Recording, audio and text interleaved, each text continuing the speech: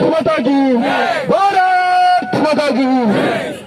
इसकी transfer policy लागू करे गवर्नमेंट।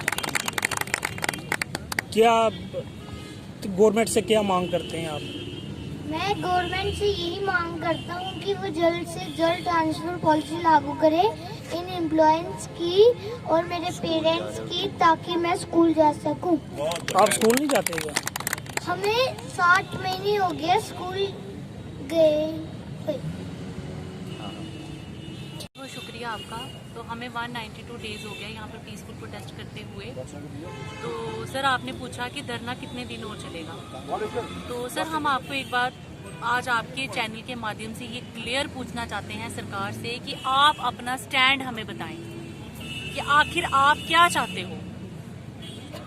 आप हमें आज हम दो टुक बात करेंगे आपसे कि आप हमें बताएं, एलजी एडमिनिस्ट्रेशन से पूछना चाहते हैं कि आप हमें क्लियर बताएं कि आप क्या हमारे लिए ट्रांसफर पॉलिसी बनाओगे कि नहीं बनाओगे।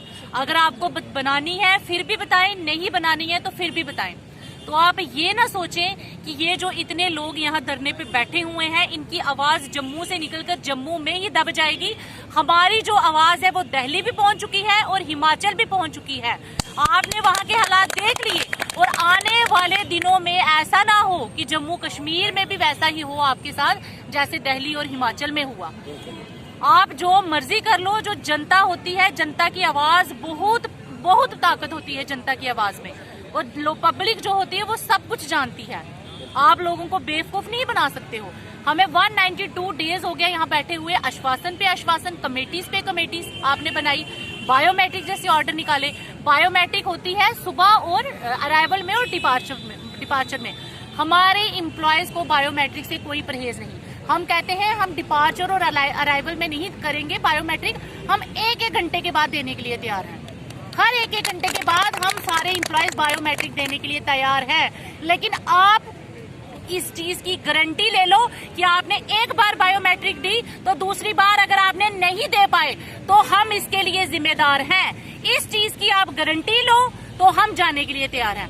वो आप गारंटी ले नहीं रहे हो, फिर आप किस लिहाज से हमें भेज रहे हो वहां पर। आपने हमारी सैलरी को 6 महीने से रोक कर रखा है। क्या हमारी सैलरी पे सिर्फ हमारा ही अधिकार था? हमारे माँ बाप का भी था, हमारे बच्चों का भी था। तो हम आपको ये चीज क्लियर कर देते हैं कि अगर हमारा पैसा आपके अपने पास रखने में आपने उस पैसे से टारगेट किलिंग को रोक लगाई होती, आपने जो वहां से थ्रेट लेटर्स आ रही हैं उन पे रोक लगाई होती, तो मैं कहती हूँ कि हमसे बड़ा कोई खुश नसीब ही नहीं कि हमारा पैसा जो था वो देश के काम आया। लेकिन ऐसा कुछ नहीं हुआ। आप जिन चीजों पे आपको एक्शन लेना है वहां पर आप नहीं ले पाते हो। जो वादे आप करते हो, आप वादे के, मैं सीधे कहूंगी कि आपने हमारे साथ वादा किया, कमेटी बनाई, डिमांड को जस्टिफाई किया, फिर आपने उस वादे को बनाकर कमेटी बनाकर ठंडे बस्ते में डाल दी कि काम ही नहीं कोई करना। लेकिन वो जो लोग थ्रेट लेटर निकाल रहे हैं वो वादे के बहुत पक्के हैं। तो मैं एक बात सीधे बोल देती हूँ, आज अगर इस प्रेशर टैक्टिक्स में आकर कोई एम्प्लॉय वहां पर